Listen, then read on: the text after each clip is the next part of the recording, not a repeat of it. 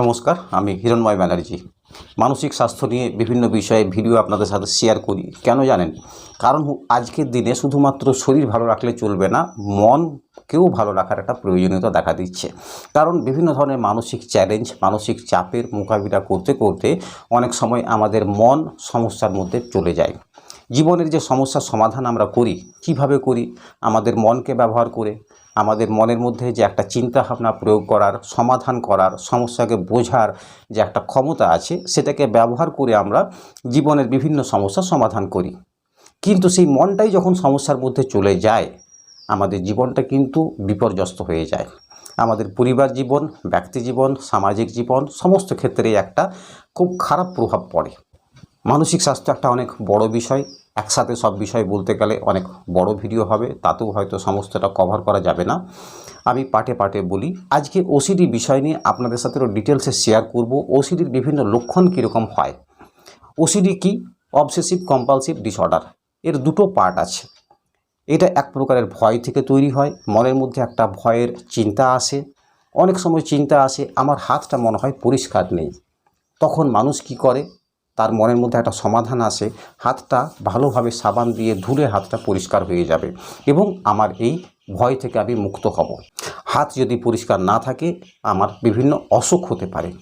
এইভাবে একটা যে ট্রিগারিং শুরু হলো, এই ট্রিগারিং থেকে কিন্তু হাত ধোয়ার একটা বাতিক তৈরি হলো, যেটাকে অনেকে আমরা ম্যানিয়া বলি, যদিও কথাটা ঠিক নয়। অনেকে এটাকে সূচিবাই বলেন, অনেকে বাতিক বলেন, কিন্তু আসলে এটা ওসিডি। আমরা জানি এই হাত ধোয়া সম্পর্কে একটা যে বাতিকের ব্যাপার আছে অনেকের মধ্যে আমরা দেখি, কিন্তু এছাড়াও আরও বহু প্রকারের ওসিডি হতে পারে এবং এগুলো অগুন্তি প্রকারের হতে পারে। প্রতিদিনই আমি কিছু না কিছু নতুন ক্লায়েন্ট পাই যাদের মধ্যে নতুন ধরনের ওসিডি রয়েছে। তাই এটা কখনোই ভাববেন না যে বারে বারে হাত ধোয়া অথবা তালা চাবি বারে বারে চেক করাটাই একমাত্র ওসিডি, বাকি আর ওসিডি কোনো প্রকারের নেই। আসুন আমরা বিভিন্ন ধরনের লক্ষণগুলোকে চিনে নিই। কন্টামিনেশন রিলেটেড বিভিন্ন ধরনের ওসিডি হয়। যেমন হাতে আমি বললাম যে একটা ভয় থাকে, হাতের মধ্যে যদি কোনো অপরিষ্কার জিনিস থাকে, যদি কোনো ময়লা জিনিস থাকে, সেটা ক্ষতির কারণ হতে পারে। ঠিক তেমনি এই চিন্তাটা থেকেই অনেকে পাবলিক টয়লেট ইউজ করতে চান না, অনেকে পাবলিক পিসিও বা ফোন ব্যবহার করতে চান না, পাবলিক প্লেসে যেতে চান না, কারণ মনে করেন ওখানে ওই পরিবেশটার মধ্যে, হাওয়ার মধ্যেই হয়তো জীবাণু ব্যাকটেরিয়া কিছু আছে। অনেকে আবার ভিড়কে এড়িয়ে চলেন, কারণ তার মনে হয় যে ওই ভিড় থেকে তার একটা সংক্রমণ আসতে পারে। যদিও এই সোশ্যাল ডিস্ট্যান্সিংয়ের যুগে সেটা একটা ভালো হতে পারে, তবুও এই যে একটা চিন্তা, যে চিন্তাটা অনবরত চলতে থাকে, যখন এই ধরনের সিচুয়েশন নেই তখন এই ধরনের চিন্তা চলতে থাকে এবং এই চিন্তাটার ফলে মানুষ অনেক কাজ অ্যাভয়েড করে। আমি এমন মানুষকেও দেখেছি যারা চাকরি ছেড়ে দিয়েছে শুধুমাত্র বিভিন্ন প্রকারের ওসিডির সমস্যা থাকার জন্য। তারা সেটাকে কোনো মতেই মানিয়ে নিতে পারে না এবং আমরা ভাবি যে তিনি এই সহজ বিষয়টা বুঝছেন না কেন। যদি সমস্যা হওয়ার থাকে অন্য কারোরও হতে পারে, শুধুমাত্র ওনারই সমস্যা হবে কেন? কিন্তু যার হয় তিনি কিন্তু এই বিষয়টাকে বিশ্বাস করে উঠতে পারেন না। তিনি ভাবেন আমি যেটা ভাবছি সেটাই ঠিক ভাবনা। যদিও ওসিডি খুব মারাত্মক একটা অসুখ নয়, তবে যদি গুরুতর প্রকারে হয়ে যায় সেক্ষেত্রে কিন্তু জীবনটাকে একদম পর্যদস্ত করে দিতে পারে। একটা চিন্তা চক্রব্যূহের মধ্যে ফেঁসে যায় এবং এটাকে আপনি মানসিক পঙ্গুতাও বলতে পারেন। তবে এখান থেকে বেরিয়ে আসার উপায় আছে। আসুন আরও কয়েকটা লক্ষণ আমরা জেনে নিই। এছাড়া রিঅ্যাসিওরেন্স ক্যাটাগরিরও অনেক সময় ওসিডি দেখা যায়। এটা কী রকমের? নিশ্চিত হতে চায়, মনের মধ্যে একটা ক্ষতির সম্ভাবনা তৈরি হয় এবং সে নিশ্চিত হতে চায় যে এই ক্ষতিটা হয়নি তো। তখন কি করেন? বাড়ির লোককে বারে বারে ফোন করেন, কেমন আছো, কোথায় আছো, পৌঁছেছো কি না, খেয়েছো কি না, বাড়ি ফিরছো কখন, আবার একটু পরেই ফোন করেছে। যদি ফোন না ধরে বারে বারে ফোন করতে থাকবে, রিং করতে থাকবে। এই অ্যাসিওর হওয়াটা, নিকট জনের কোনো ক্ষতি হচ্ছে না তো, এই অ্যাসিওর হওয়াটাও কিন্তু একটা বাতিকের মধ্যে পর্যবেসিত হয়ে যায় এবং তার তো ক্ষতি হয়ই, প্লাস যিনি ফোনটা রিসিভ করছেন তারও কিন্তু ভীষণ একটা বিরক্তির কারণ হয়ে যায় এই ব্যাপারটা। এর ফলে অনেক সময় সম্পর্কের মধ্যে চিড় ধরতে শুরু হয়ে যায়।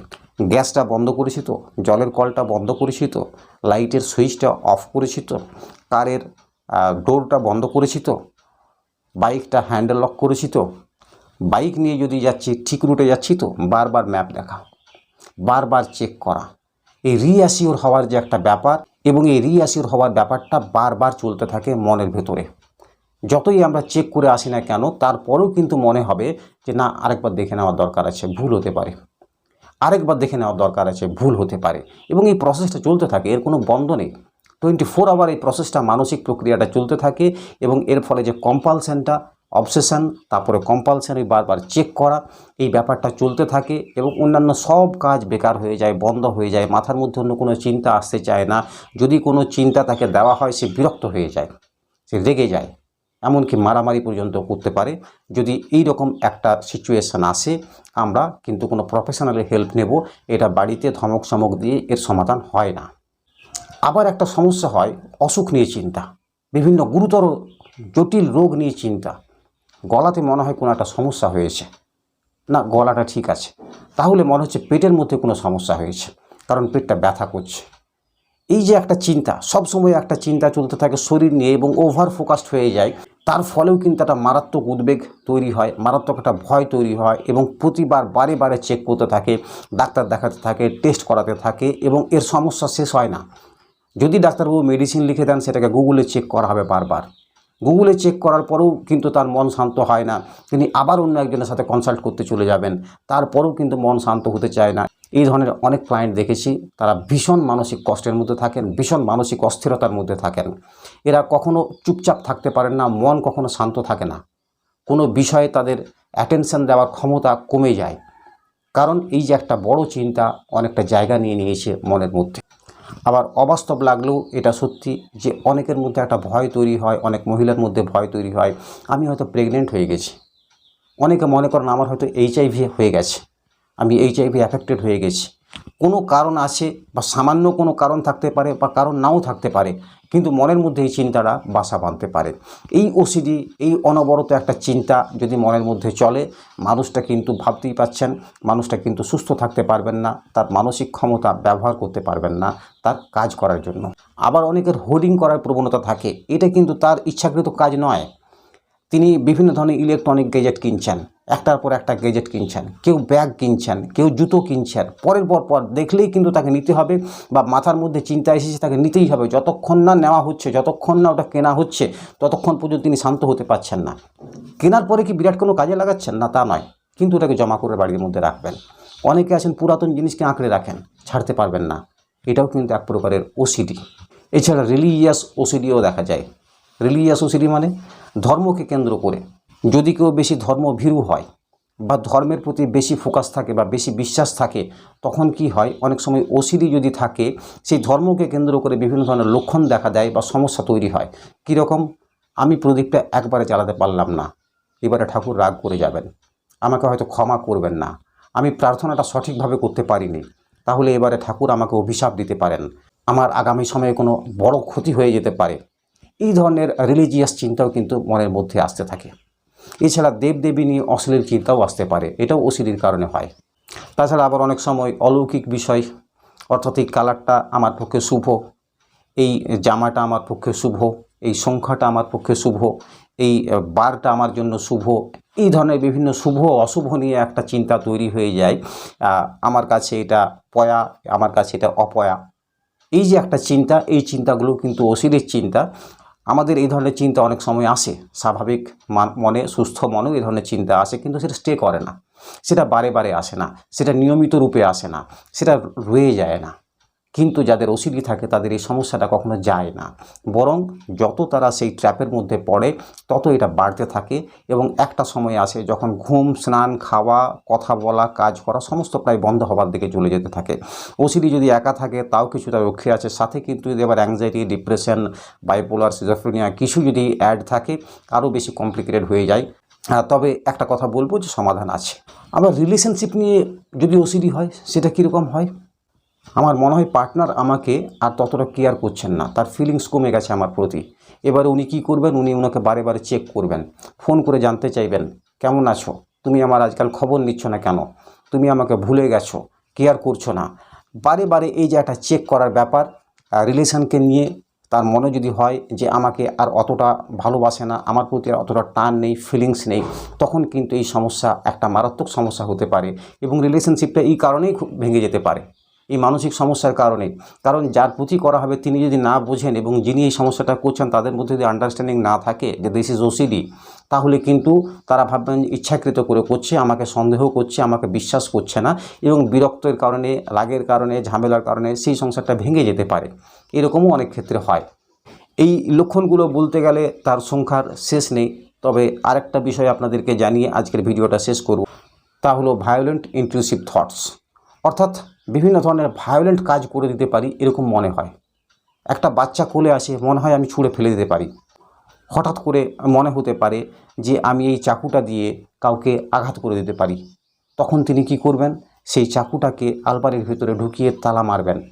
সেই বাচ্চাটা সম্পর্কে যদি তার খারাপ চিন্তা আসে, যদি ভায়োলেন্ট কোনো থটস আসে, তখন তিনি কি করবেন? বাচ্চাদের থেকে দূরে থাকতে চাইবেন। তিনি নিজেকে বলবেন যে আমি তো এরকম মানুষ নই, আমি তো ক্ষতি করতে চাই না, আমি তো নিরীহ মানুষ, কিন্তু আমি এরকম কেন ভাবছি?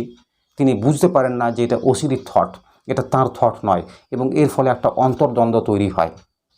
অনেকে আবার মনে করেন গাড়ি চালাতে গিয়ে আমি কাউকে পিষে দিতে পারি, আমি স্কুটি চালাতে গিয়ে কাউকে মেরে দিতে পারি, আমি কার চালাতে গিয়ে কাউকে রান ওভার করে দিতে পারি।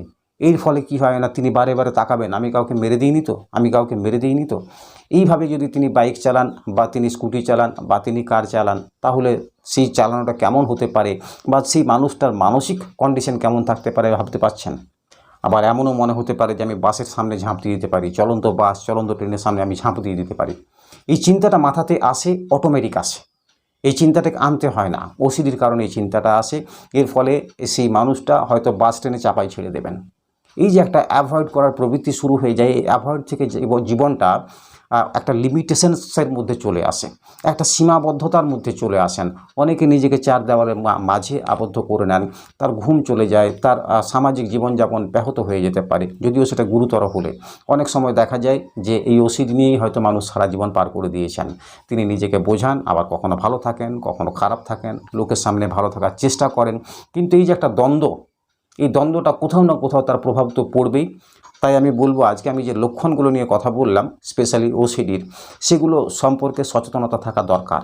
এই ধরনের সমস্যা যদি থাকে, আমরা যদি শুরুর দিকেই কনসাল্ট করি, আমরা যদি বেশ কিছু লাইফস্টাইলের মধ্যে চেঞ্জ আনি, একটা তো চেঞ্জ আনার দরকার আছে, না হলে লাইফটা অটোমেটিক এমন নেগেটিভভাবে চেঞ্জ হয়ে যাবে যেটা লাইফ বলে গণ্য করা যাবে না, যেটা সঠিক জীবন হতে পারে না।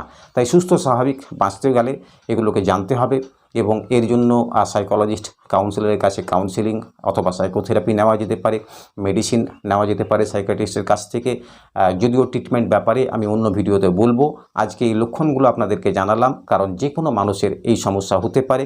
এবং আমার অবজারভেশন থেকে আমি দেখেছি ম্যাক্সিমাম মানুষ, প্রত্যেকেই গুণী মানুষ, প্রত্যেকেই ট্যালেন্টেড মানুষ যাদের এই ওসিডিগুলো হয়, তাদের সচেতনতার লেভেল অনেক বেশি। তারা মানুষ হিসাবে অনেক নিরীহ প্রকৃতির মানুষ হন, তারা মনের দিক থেকে অনেক ভালো মনের মানুষ হন, কিন্তু তারপরেও এই ওসিডি এসে থাকে, এবং এই ওসিডির ফলে সেই মানুষগুলো ভেতর থেকে অস্থিরতার শিকার হন, মানসিক চাপের শিকার হন, একটা ভয়ের শিকার হয়ে যান, এবং জীবনটা তাদের একটা খুব কষ্টকর জীবন হয়ে যায়। তাই সচেতনতাই একমাত্র উপায়, আমরা এই সমস্যা থেকে বেরিয়ে আসতে পারি, নিকটজনকে বার করে আনতে পারি, নিজেরা বেরিয়ে আসতে পারি, আমাদের পরিবারের মধ্যে একটা সুস্থ স্বাভাবিক জীবনযাপনের পরিবেশ তৈরি করতে পারি। ভালো থাকবেন, দেখা হবে পরবর্তী ভিডিওতে। নমস্কার।